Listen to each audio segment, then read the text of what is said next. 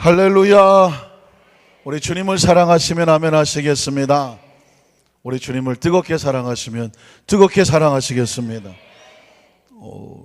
바람이 하도 많이 불어서 다 날아갔나 그랬더니 한 분도 안 날아가시고 우리 수요예배를 지키시는 예배 지킴이 성도님들께서 하나님 앞에 나와서 기쁨으로 찬양하며 예배하는 귀한 모습을 기억하시고 오늘도 성령님께서 바람같이 불같이 생수같이 우리 가운데 임재하시고 역사하실 것을 믿습니다.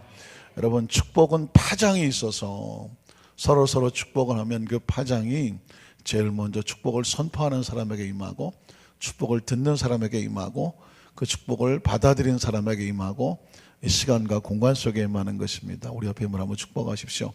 예수님 안에서 당신에게 좋은 일을 하고 있습니다. 당신은 잘 되고 있습니다. 잘 될 수밖에 없습니다. 모든 것이 합력하여 선을 이루어줍니다. 나에게도 좋은 일을 하고 있습니다.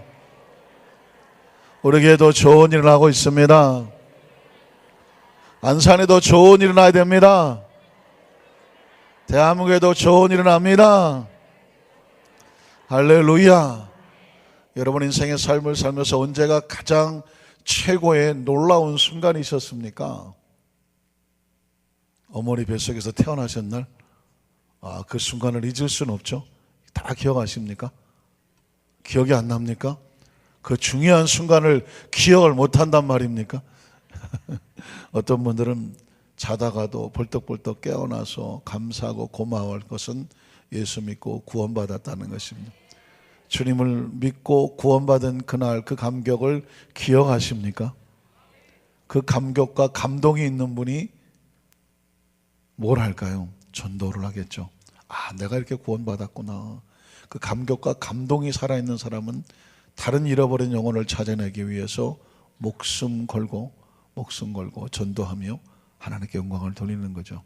오늘 예배 전에 우리 원로장로님 한 분이 오셔서 전도하는데 물질을 써달라 하고 전도 헌금을 가져오셔서 제가 마음에 큰 감동이 되는 것은 뭐냐면 전도는 아무나 하는 게 아니라 정말 내가 놀라운 구원의 은총을 얻었다. 누군가 나를 전도해서 내 영혼이 구원받았다는 감격과 감동이 있는 사람이 다른 사람의 영혼의 구원에 관심이 있고 전도에 관심이 있고 전도를 위해서 물질을 드려도 아깝지 않고 시간과 정성을 들여도 전혀 피곤한 줄을 모르는 것은 뭐냐면 기쁨이 있기 때문에 그렇습니다. 구원의 기쁨, 감격의 기쁨 어떠십니까? 우리 한산교회 우리 모든 성도들이 남은 생애 속에서 하나님의 영혼을 사랑하고 그 영혼을 전도하며 구원하는 감격과 기쁨이 사라지지 않는 날마다 놀라운 축복의 우리 순간을 늘 소유하시기를 주님의 이름으로 축원합니다.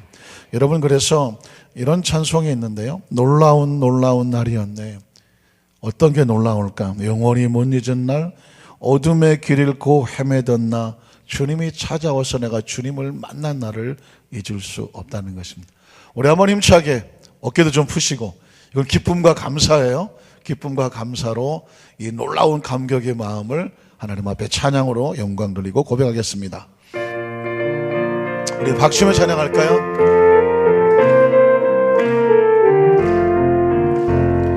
놀라운 날이었네.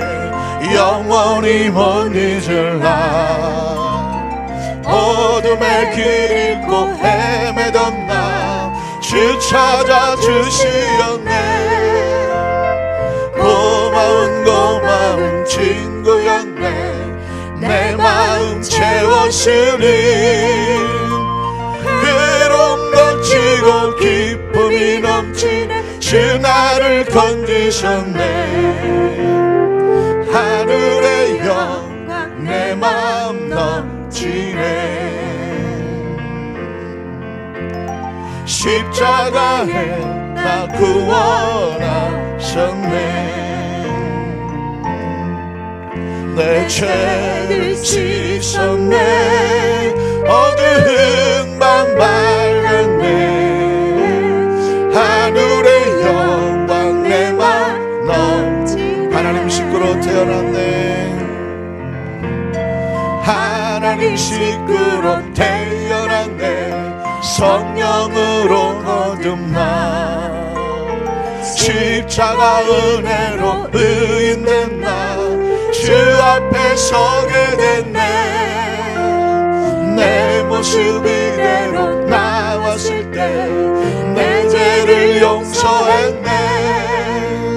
주님이 베푸신 구원의 그 사랑 영원히 찬송하네. 아멘. 하늘의 영광 내 맘 넘치네. 십자가에 나 구원하셨네. 내 죄를 씻었네. 어두운 밤 밝았네. 하늘의 영광 내 맘 넘치네. 이제는 확실한 소망 있네. 세월이 지나가는 영원한 천국의 길이 살린 웅장한 그곳에서 예수님 사랑을 깨달은 날 놀라운 날이었네. 영원한 사랑과 놀라운 은혜로 나 구원 얻었다네. 하늘의 영광 내 맘 넘치네. 십자가에 나 구원하셨네. 내 죄를 씻었네. 어두운 밤 밝았네. 하늘의 영광 내 맘 넘치네. 할렐루야. 때로 우리가 막 4분의 2, 4분의 4박자로 막 힘차게 박수 때도 있지만 이건 8분의 6박자거든요. 딴따단따다단단단단.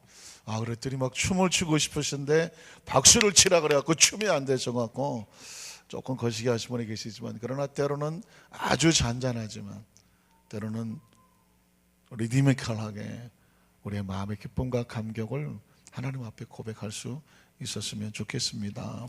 저와 여러분의 평생에 잃지 말아야 될 것은 뭐냐면 구원받은 감격, 용서받은 감격, 하나님의 사랑 속에 살아가는 저와 여러분, 하나님의 자녀로 태어난 그 놀라운 축복의 은총을 항상 기억하시기를 주님의 이름으로 축원합니다. 한번 따라하실까요? 하늘로부터 오신 이는 만물 위에 계시나니. 제목이 굉장히 중요해요. 한 번 더 따라갈까요? 하늘로부터 오시는 이는 만물 위에 계시나니. 이런 제목으로 말씀의 은혜를 나누기를 원합니다. 여러분, 사람을 여러 종류로 구분하는 방법이 있을 수 있습니다. 그 전에 보니까 아주 오래된 아저씨 개그 같은 건데, 사람은 남자와 여자와 아줌마가 있다. 동의하십니까? 아줌마가 있습니다. 남자도 알겠고 여자도 알겠는데 방송실에서 만든 아줌마의 사진인데 저분은 정말 정체가 불분명하십니다. 그런데 불구하고 대한민국이 일제336년 6.25 어마어마한 참혹한 전쟁 가운데도 세계 최고의 국가 중에 하나로서 이렇게 성장하게 급성장하게 된 것은 누가 있었기 때문이다. 알게는 저는 아줌마가 있었습니다. 정말 아줌마는 참 대단하십니다. 억척스럽고 정말 어떻게든지 그 어려운 가운데 자식들 교육시켰고, 전쟁 후에 남자들은 사실 많이 무기력합니다. 술이나 쳐드시고 그냥 세상이 나를 안 알아준다 뭐 이러면서 자포자기하기 쉬운 그 시기에 우리 아줌마들이 최선을 다해서 자식들 교육시키고 해가면서 그 자식들이 자라서 정말 열심히 공부하고 노력해서 대한민국을 이만큼이라 만들어 놓은 것은 정말 아줌마 정신이 있었기 때문이니 앞으로도 아줌마들의 땀과 눈물을 기대합니다. 사실 그건 다른 게 아니죠. 최선을 다하여 노력하고 희생하고 헌신하는 그 모습을 아줌마 이렇게 표현하기도 합니다. 또 그전엔 이런 얘기도 합니다. 버스를 탔더니 할머니가 이렇게 말하는데, 아이고 사람들하고 군발이만 탔네. 군복을 입으면 사람 취급을 안 했었습니다. 그래서 사람하고 군발이 탔네 그래갖고 군인들 들으면 조금 서운하긴 하지만 옛날 조크예죠. 조크죠. 그래서 마치 민간인하고 군인들을 좀 구분해 놓은 것처럼 해서 표현하기도 합니다. 어쨌든 사람은 어쩔 수 없어요. 이런 종류의 모습으로 구분을 하겠지만 사람 자체는 무엇으로 이루어졌느냐 이렇게 또 구분한다면 영과 혼과 육으로 구분이 됐습니다. 만약에 정말 몸이 나라면, 몸이 전부 인생의 전부라고 하면 팔다리가 부러진다든가 혹시 팔다리가 절단이 된다고 하면 죽어야 정상이죠.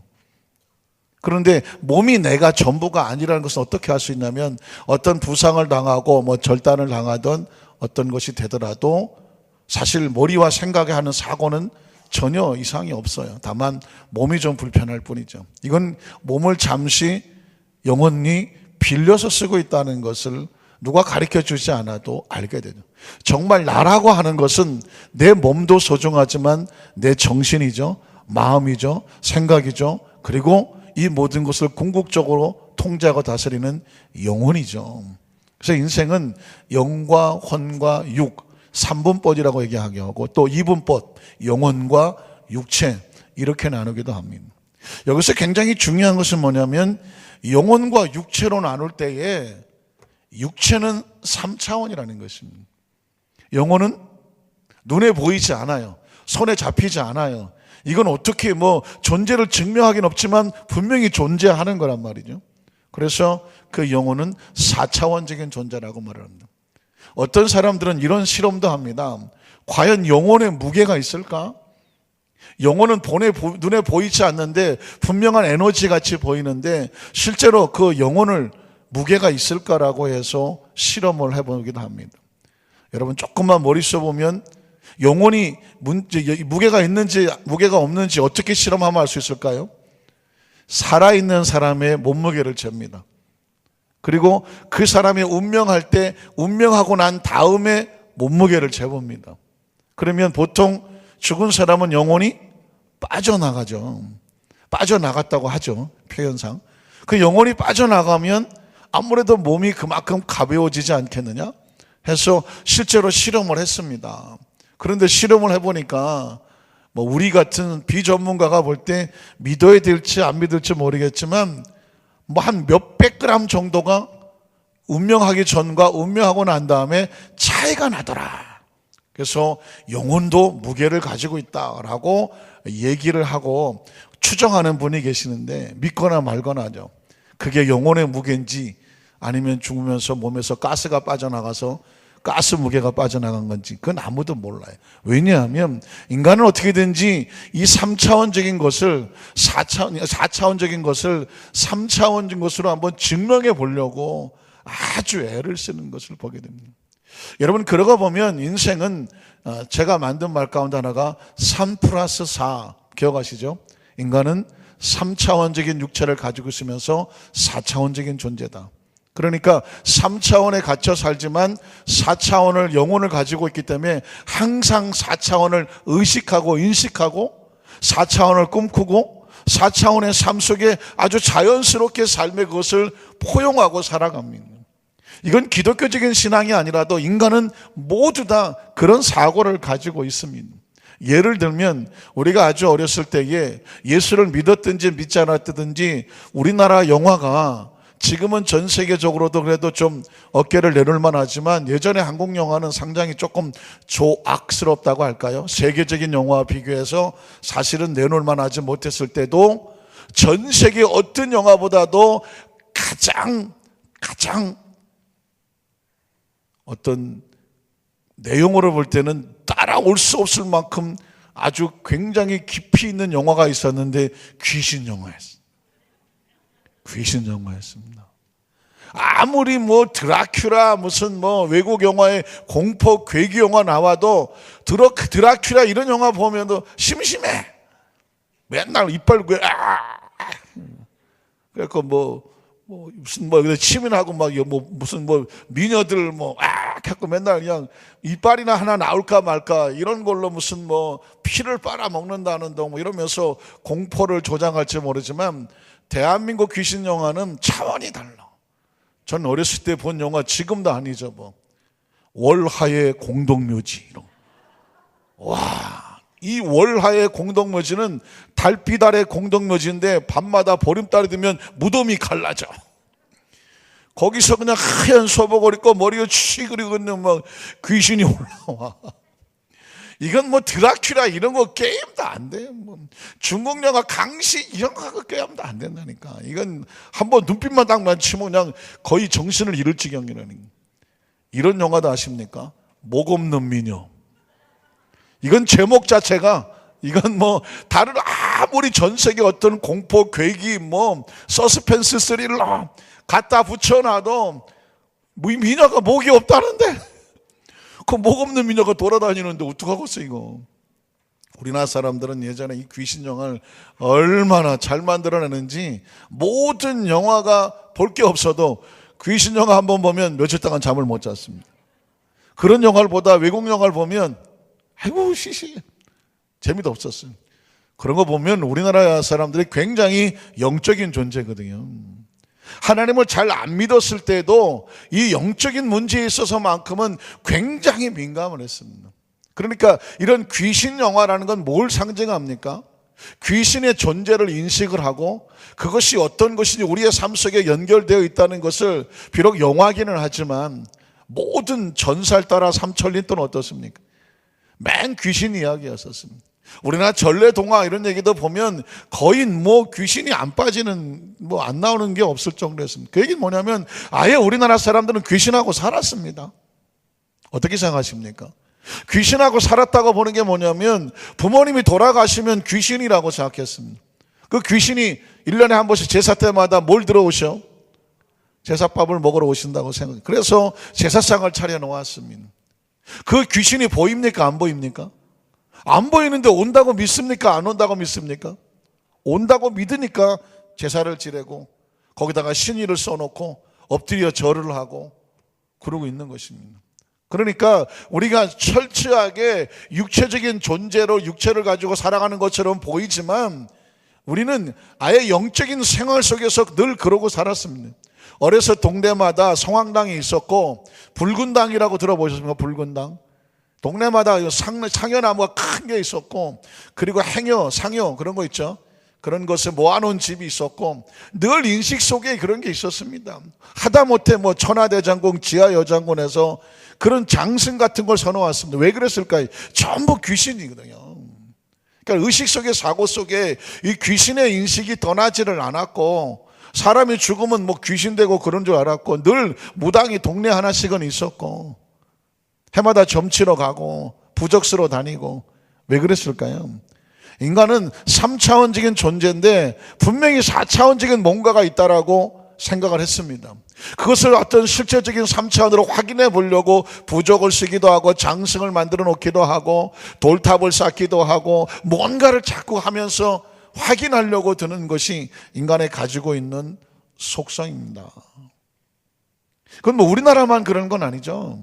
전 세계 어느 나라도 사람들이 모이는 곳마다 자기들 나름대로 예배를 드리고 무슨 제단을 쌓고 뭔가 신을 찾고 하다못해 뭐 하늘의 태양신, 뭐 바다의 용왕신, 뭐 어쨌든 별의별 신이 다 있습니다. 우리나라만 그런 건 아니죠. 중국도요. 중국도 역사 속에서 보면 그 사람들도 늘 항상 신을 생각했습니다. 뭐 하늘에 옥황상제가 있고 뭐 어쨌든 무슨 별신들이 다 있었어요. 제가 중국 무협지를 보면서 한 가지 신기한 건 뭐냐면 전혀 몰랐던 건데요. 중국 드라마를 보니까 중국 드라마에 신의 이름이 하나 나오는데 뭐 옥황상제, 천신 이런 게 아니라 여와신이라는 게 나와. 여와신. 이 중국 사람들이 여신을 섬겼더라고. 여신을 섬겼는데 그 신의 이름이 여와신이야. 신의 이름이 여와야. 그리고 신이 여와신을 섬겼다고 해서 전혀 다른 중국 드라마인데도요 그들이 신적인 최고의 존재를 여와신을 믿었더라고. 여와신이 어디서 온 거야? 여와신을 믿었나? 이 중국 사람 하는 짓을 가만히 보면은요 이게 성경 속에 있는 이야기들을 막 믹스가 된 걸 보세요. 여러분 한문 속에서도 성경 이야기가 굉장히 많이 들어있는 거 알고 계시죠? 그 사람들도 늘 하늘을 인식하고 살았고, 전쟁에 나가기 전에도 꼭 하늘 앞에 제단을 쌓고 기도를 하고 나가요. 하늘이 우리 편이 되게 해달라고. 어쨌든 이 중국 사람들의 사고도 가만히 보면 하나님으로 가득 차 있어요. 참 놀라운 것입니다. 우리가 예수를 통해서 믿는 하나님에 대해서는 모르지만 늘 하늘을 인식하고 있었고, 자기들이 하늘의 편에 서 있기를 그렇게 원했었어요. 그 얘기는 뭘까요? 그들의 의식 속에서도 육체만 가지고 있는 것이 아니라 이 눈에 보이지 않는 4차원적인 영적인 세력에 대해서 그렇게 갈구하고 있었다는 것입니다. 그리스 로마 신화도 아죠. 로마는 다신교입니다. 다신교. 로마는 모든 신들이 오케이요. 별의별 신들이 다 와. 그래서 그리스 로마 신화 같은 데 보면 신화라는 얘기를 통해서 그 안에 뭐 제우신 신, 뭐 헤라 신, 무슨 뭐 에로스 신, 아프로디테 신 많이 들어봤죠. 또 뭐 신과 인간이 뭐 헤라클레스 뭐 주피터 그 신들이 가득 이야기가 나옵니다. 이게 그냥 문학이라고 생각하면 문학이지만 영적인 관점에서 보면 인간은 존재적으로 3+4예요. 육체를 가지고 있지만 늘 영혼에 대한 갈급함이 있고 영혼의 목마름이 있기 때문에 그 영적인 존재에 대해서 그렇게 삶 속에서 뭐 형상을 만들든 노래를 만들든 그림을 그리든 뭘 어떻게 하든 이 4차원 존재가 섞여 있는 걸 그렇게 원했어요.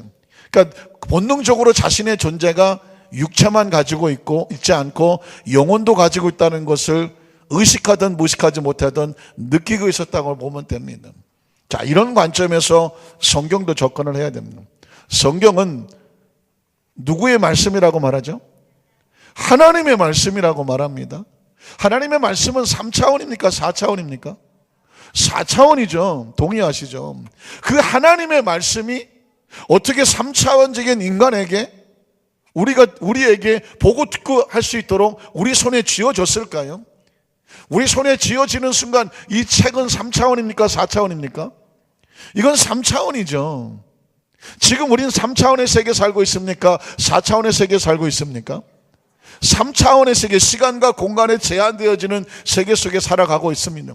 그래서 시간이 지나감에 따라서 나이도 먹고, 그렇죠? 나이도 먹고 세월도 지나가고, 시간이 지나가면서 새로운 생명은 이 지구상에 계속 태어나고, 시간이 지나면서 따라서 또 이 세상에 이 생명의 수를 다 아신 분들은 또 이 세상을 계속 떠나가고 있고, 그러니까 이 지구상은 3차원이라 시간과 공간의 제한을 받기 때문에 시간 안에 들어오는 사람을 태어났다고 말하고 출생이라고 말하고, 그래서 그 몸을 볼 수 있고 울음소리를 들을 수 있고, 한 100년을 잡는다고 하면 100년 안에 삶을 살다가 100년의 수를 다 누린 사람은 이 세상을 떠나요. 어디로 떠납니까?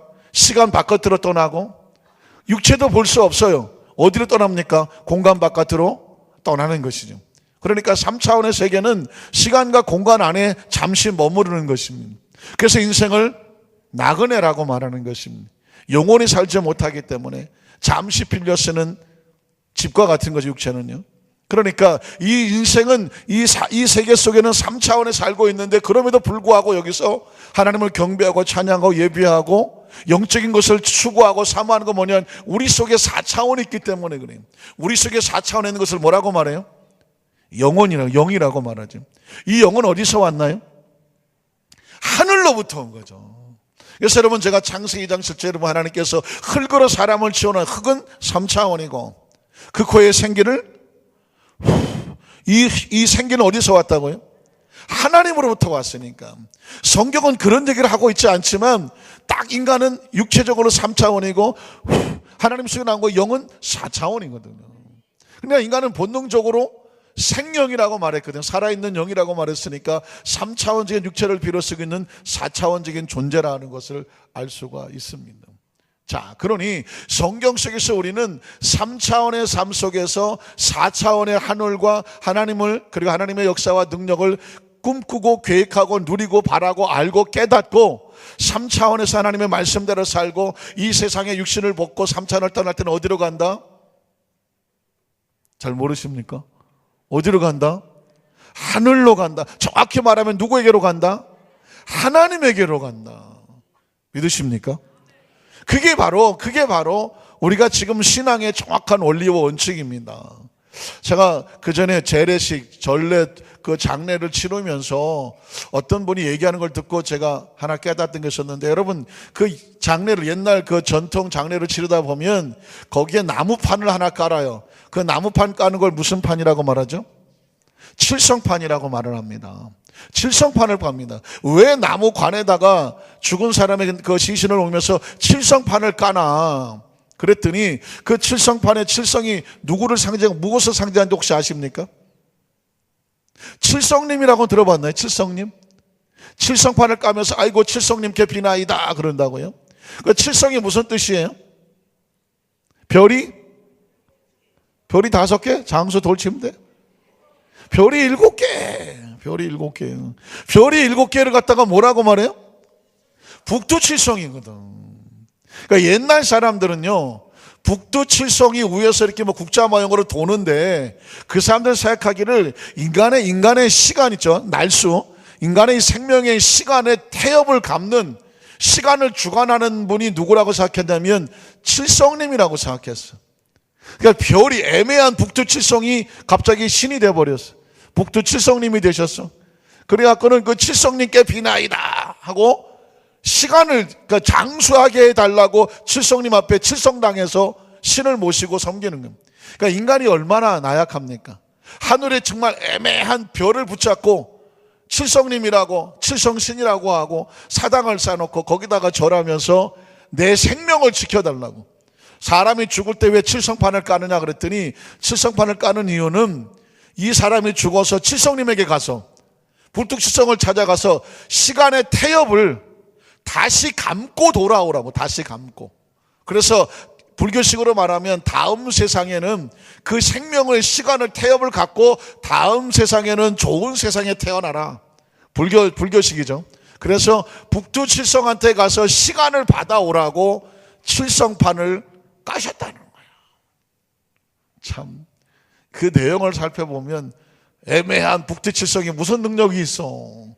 지도 그렇게 돌기 바쁜데, 국자 돼갖고 이리 돌았다 저기 돌았다가 이게 혼자 돌기 바쁜데 어렵지 않습니까? 그러니까 인간의 머릿속에, 의식 속에 이 3+4라고 하는 인식을 정확히 알게 되면, 자, 오늘 성경 속으로 들어갑니다. 성경 속에 들어가면 예수님도, 하나님인 영적인 4차원적인 존재인 하나님이 이 땅에 성육신을 하러 오셨을 때 뭘 입고 오셔야 돼요? 육체를 가지고 오셔야 되죠. 이 땅에 계시는 예수님은 역시 우리와 같은 3+4의 모습으로 오시는 거예요. 오늘 요한복음의 이야기는 바로 그 이야기를 해주는데, 이 이야기는 제가 여러분에게 이렇게 자세하고 친절하게 정말 또박또박하게 설명해 주지 않으면 조심스럽지만 누구도 이 내용은 모릅니다. 그냥 하나님 말씀이니까 그런가 보다 하지. 자, 들어가 보실까요? 어떻게 말하고 있을까요? 자, 성경 속에 보면 먼저 예수님이 땅에 오실 때에 3차원적인 관점에서 이렇게 말합니다. 마태복음 1장 17절인데요. 그런즉 모든 대수가, 아브라함부터 다윗까지 족보를 말하는 것입니다. 14대요. 다윗부터 바벨론으로부터 사로잡혀 갈 때까지가 14대요. 바벨론으로부터 사로잡혀 간 후부터 그리스도 때까지 14대더라. 자, 이렇게 말하면서 예수님께서 인간의 족보 속에서 그 족보 안에서 태어나셨다라고 말하고 있습니다. 이 얘기는 지금 4차원적인 얘기를 합니까? 3차원적인 얘기를 합니까? 3차원의 얘기를 하고 있습니다. 예수님도 그 아브라함과 다윗 그 후대로부터 그 혈통 속에서 육체를 입고 태어났다는 얘기를 하는 게 뭐냐면, 우리와 같은 육체를 가진 3차원이다 라고 말하고 있습니다. 18절로 25절을 보면, 자, 예수 그리스도의 나심은 이러하니다. 잘 들어보셔야 되겠죠. 그의 어머니 마리아가 요셉과 약혼하고 동거하기 전에, 그러죠. 자, 여기서 지금 이 성경은 예수님께서 3차원적인 육체를 가지고 이 땅에 오셨지만, 그러나 그분은 3차원적인 관계를 통해서 태어나는 것이 아니라 성령으로 잉태됐다는 얘기는 4차원적인 존재라는 것입니다. 그러니까 예수님께서 육신을 입고 이 땅에 오셨지만 우리 인간과 다른 것이 있다고 한다면 차원적으로 해석을 해야 되는 거죠.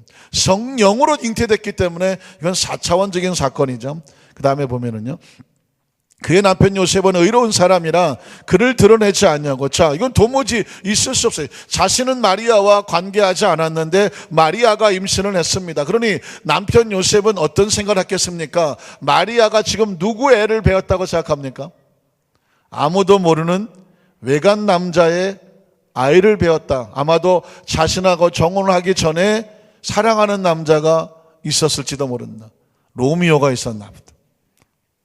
아무런 반응이 없는 거 봐서 로미오는 아닌 걸로 결정했어요. 어쨌든 다른 남자가 있었다고 생각을 하고, 요셉은 의로운 사람이라 만약에 이걸 공개적으로 드러내면 마리아는 돌에 맞아 죽을 수밖에 없기 때문에 요셉은 그렇게 하고 싶지를 않았습니다. 그래서 그를 드러내지 아니하고 가만히 끊고자, 다시 말해서 내가 몸이 안 좋고 지금 결혼할 시기가 안 돼서 아무래도 마리아를 데려오기는 좀 그렇습니다 라고 해서 조용히 자기의 문제로 인하여서 이 여인에게 피해가 되지 않도록 끊고자 했다는 것입니다. 상당히 배려를 하고 있죠. 그런데 이 일을 생각할 때 고민하겠죠. 이거 어떡하지 할 때 주의 사자가 현몽하여 꿈에 나타났다는 거죠. 이르되 다윗의 자손 요셉아, 네 아내 마리아 데려오기를 무서워하지 말라, 꺼려하지 말라. 그에게 잉태된 자는 누가 아니라, 누가 아니냐고 물었다는 거예요. 로미오가 아니라 누가 어떻게 된 것이에요? 성령으로 잉태된 것이다. 다시 말해서 이건 3차원적인 사건이 아니라 4차원적인 사건이다. 하나님의 차원의 사건이다. 그래서 아들을 낳게 될 것이다. 예고하죠. 이름은 예수라고 부셔주라고 했습니다. 예수라고 하라. 이는 무슨 의미가 있느냐? 그가 자기 백성을 그들의 죄에서 구원할 자, 구원할 자는 것은 메시아, 그리스도라는 뜻입니다. 이 모든 일이 된 것은 왜 그러느냐? 주께서, 여기서 말한 주께서 뭐냐면 하나님께서, the Lord, 하나님께서 선지자들 통하여서 하신 말씀, 구약 성경에 예언된 말씀을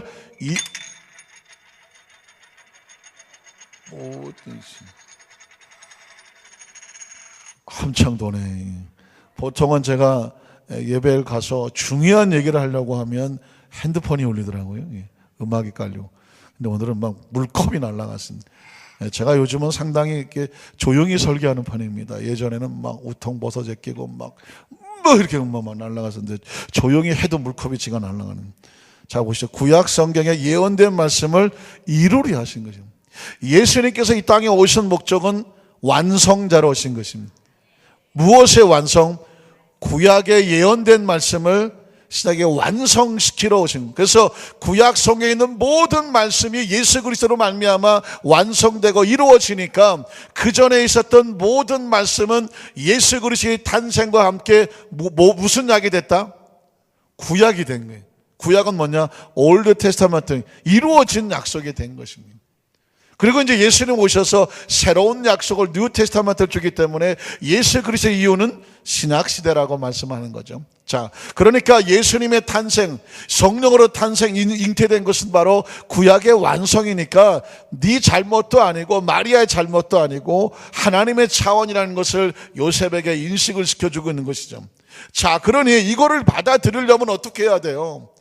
4차원적인 하나님의 차원을 믿고 받아들여야 마리아를 데려올 수가 있어요. 그런데 이게 말도 안 되는 소리 하지 말라고 뭐니. 어떻게 성령으로 잉태돼서 자식이 생길 수가 있느냐고. 아니라고. 전 마리아 저 어떤 다른 남자하고 나도 모르게 그래서 났을 거라고. 이런 식으로 접근을 하면 요셉이 마리아를 데려오겠습니까? 안 데려오겠습니까? 못 데려오겠습니까? 데려올 수 있겠습니까? 못 데려옵니다.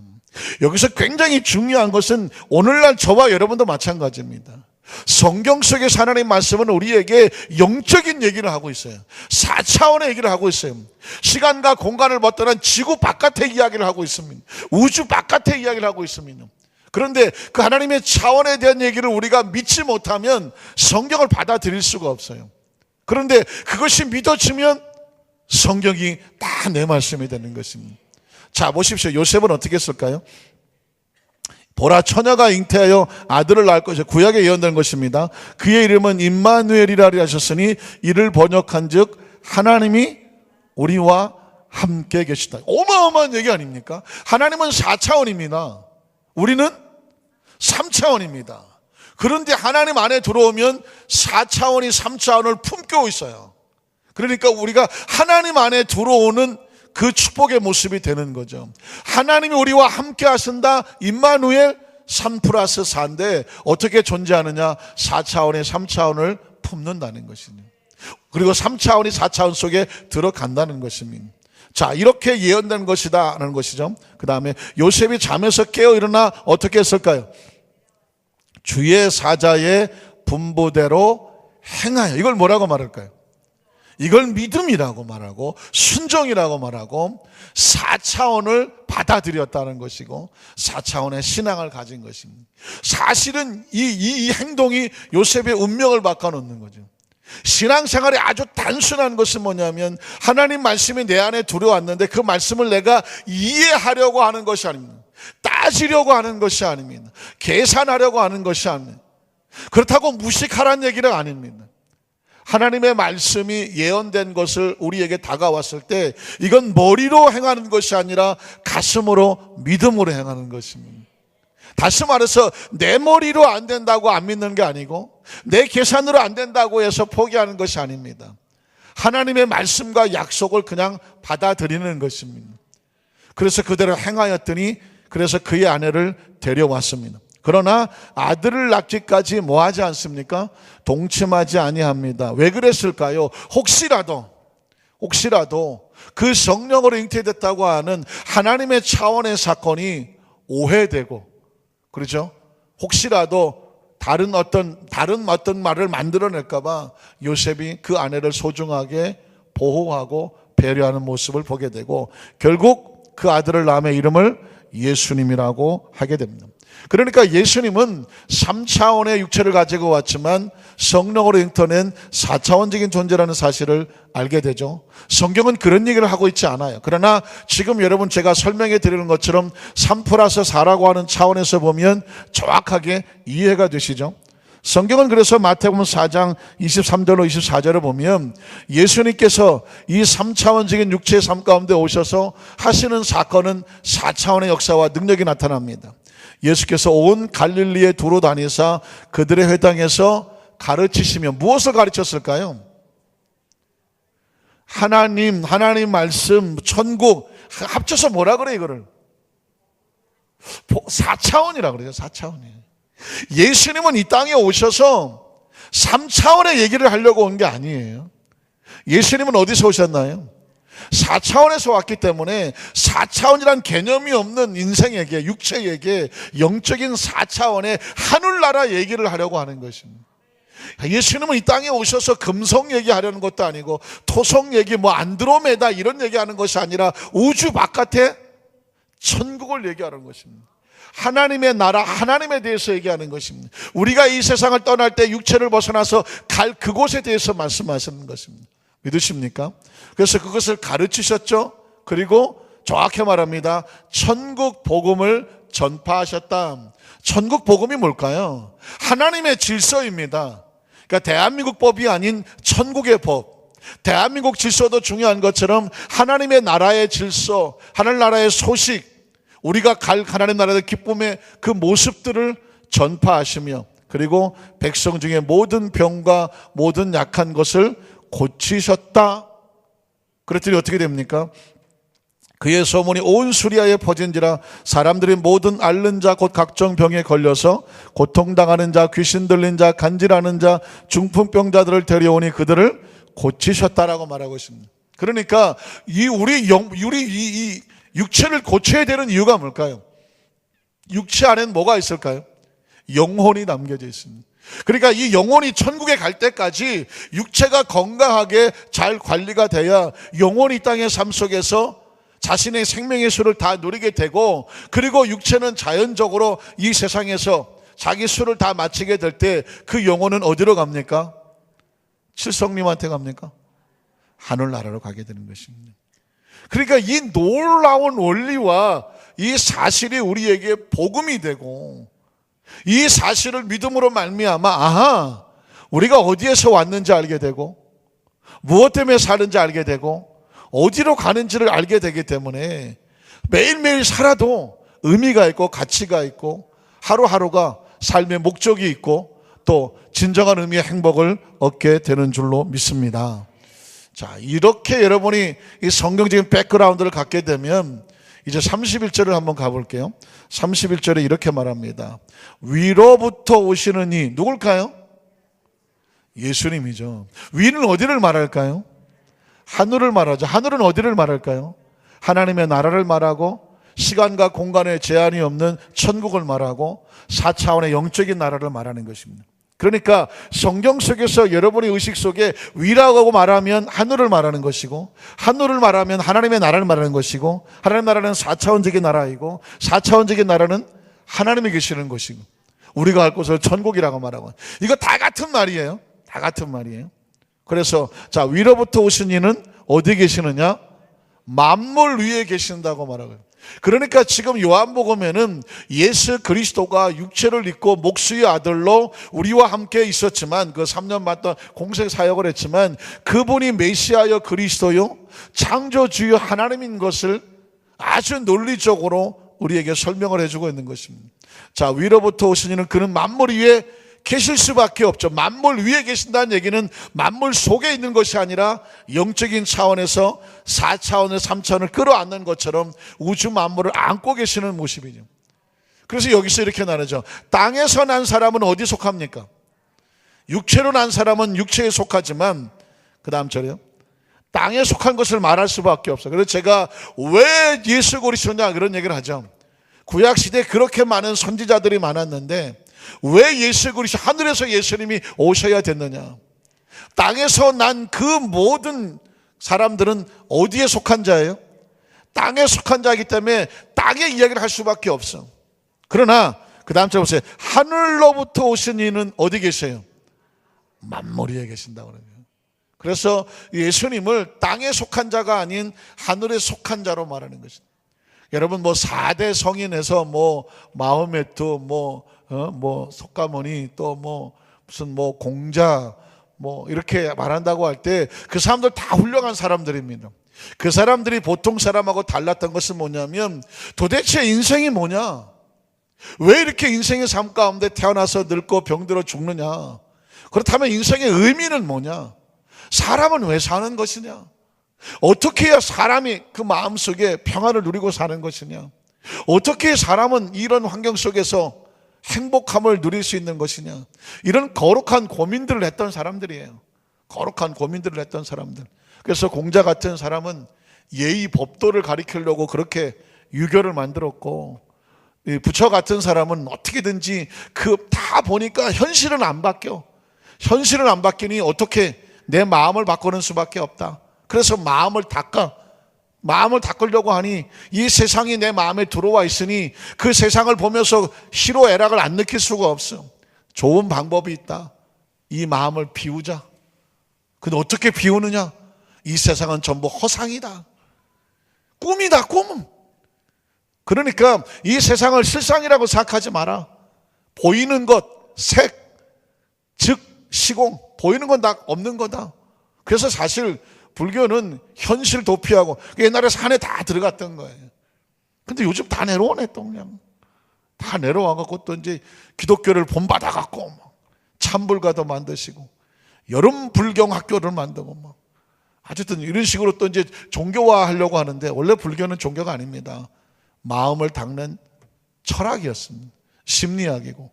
그래서 어쨌든 사람들의 마음을 이렇게 접근하려고 하고, 마음의 기도가 같은 경우에는 뭐 구약 경전을 가지고 이슬람교를 이렇게 해갖고 어떤 기독교 흉내를 내고 있는 거죠. 어떤 다른 모습으로. 그러니까 이렇게 해서 나름대로 해보려고 한 사람들은 의도는 굉장히 좋은 사람들인데, 그들은 안타깝게도 오늘 본문에 있는 것처럼 어디서 난 사람들이에요? 땅에서 난 사람들이야. 그러니까 땅에서 해결책을 찾으려고 하니까 방법이 없는 거예요. 그런데 오실 예수 그리스도는 어디서 났다고요? 위로부터 오시고 하늘로부터 오신 이에요. 그래서 하늘로부터 오신 이는 하늘의 것을 말할 수밖에 없고 만물 위에 계신다고 말씀합니다. 자, 그래서 오늘은 이 하늘로부터 오신 예수 그리스도의 모습만 찾아보고 말씀을 정리하겠습니다. 요한복음 1장 14절을 볼까요? 요한복음 1장 14절. 말씀이 뭐가 돼요? 이거 놀라운 말씀 아닙니까? 이건 정말 전 세계 70억 가운데 딱 여의도 수모 안산교회만 와야 알 수 있는 건데, 어떡하지? 너무너무 아까운 말씀인데 어떡하지? 요즘 제가 습관이 생겨갖고요. 너무 좋으면 어떡하지? 막 이런 말이 생겨서. 왜? 너무 좋아갖고. 너무 좋아.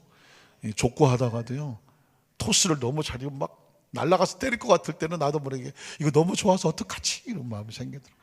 어쨌든 이 말씀을 본 순간 내 마음에는 이거 어떡하지? 이렇게 좋은 거를. 여러분 보십시오.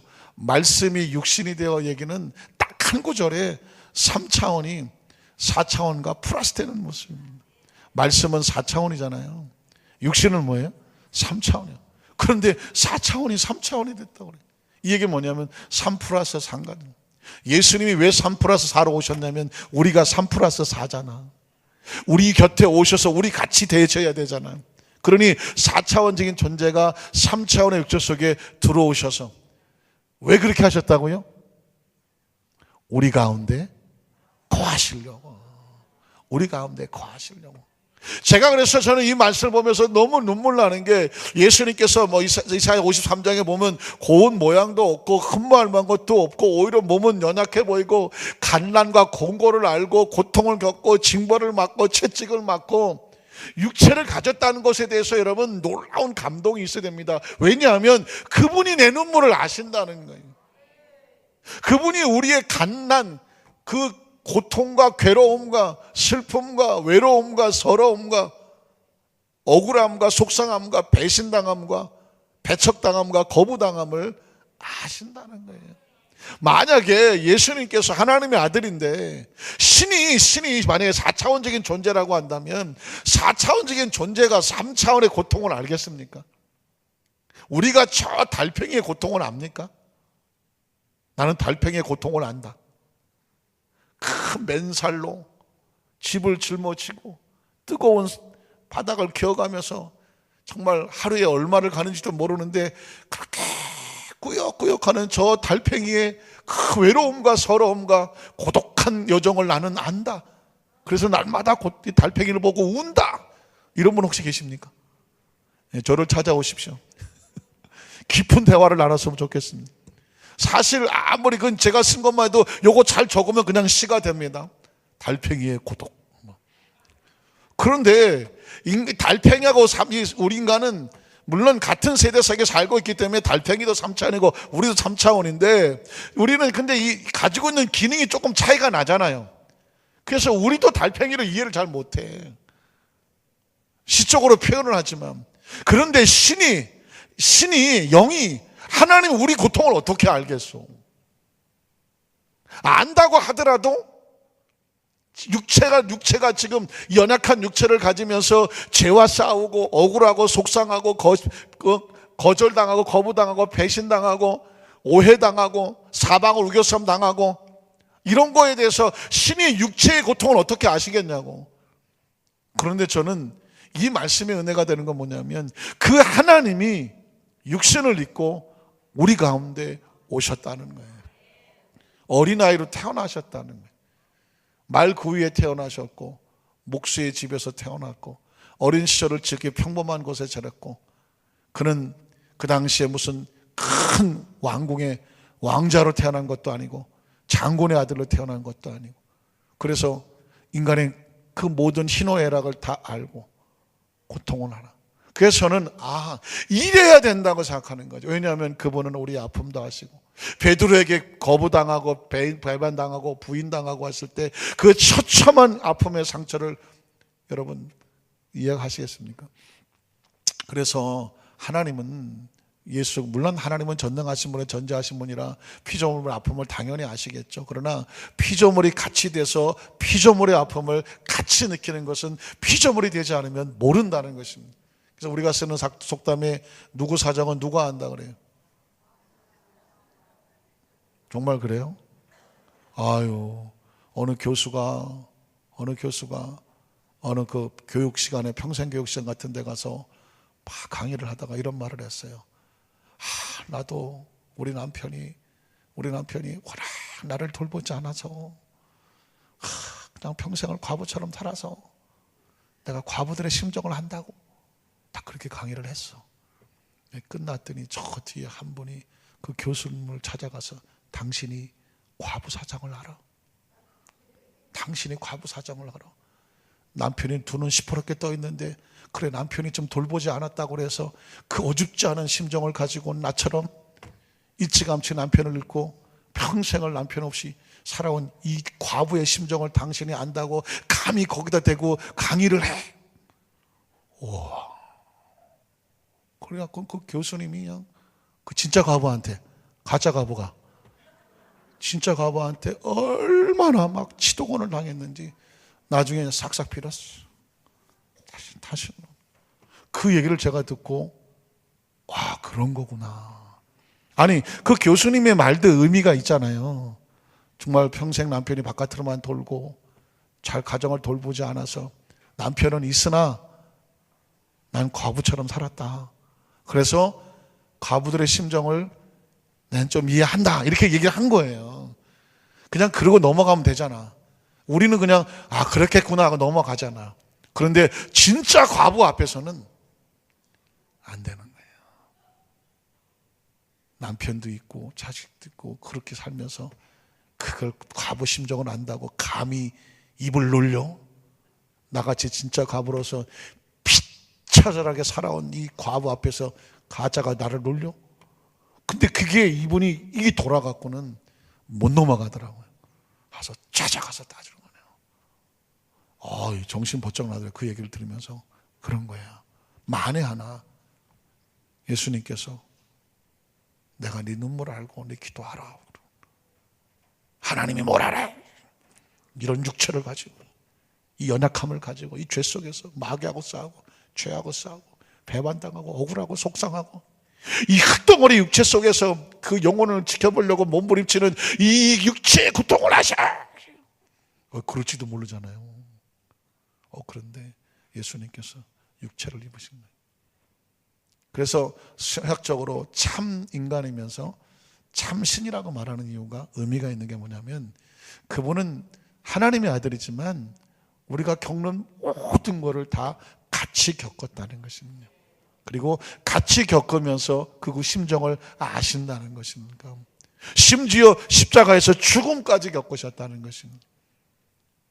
예수님 만에 하나 안 죽으시고 십자가에서 바로 그냥 나 승천하고 간다고 해버렸어요. 죽음의 고통을 당하는 사람은 예수님이 그렇게 말할지 몰라요. 예수님이 육체가 죽는 거에 대한 아픔을 하십니까? 그렇게 따지면 어떡할 거예요? 어떡할 거예요? 죽어보셨습니까? 안 죽어봤는데? 그럼 말을 하지 마세요. 이렇게 따지면 어떡할 거예요? 왜냐하면 논리적으로는 맞잖아요. 그래서 말씀을 정리합니다. 예수님께서 철저하게 육신을 입고 오셨다라는 표현을 말씀이 육신이 되었는데 이유는 뭐냐? 우리 가운데 함께 거하셔서 우리의 눈물도 알고 아픔도 알고 상처도 알고 억울함도 알고 가난도 알고 버려짐도 알고 배신당함도 알고 그래서 그때 흘리는 우리의 눈물과 아픔과 상처를 어떻게 하신다고요? 그분이 같이 안아주시는 거예요. 오늘 저와 여러분의 삶의 현장 가운데 예수님은 큰 하나님의 나라 속에서 그 하늘의 광채와 영광을 받으시는 분이시지만 그분이 우리 가운데 오셔서 함께 하신다고 하는 이 성육신의 비밀, 이 놀라운 이 비밀은 오늘 저와 여러분이 땅의 삶을 살면서 뒤집어 말하면 우리는 예수 그리스도 말미암아 저 하나님의 보좌, 하나님의 나라에 갈 수 있는 축복의 길이 되고 진리가 되고 구원이 되는 줄로 믿습니다.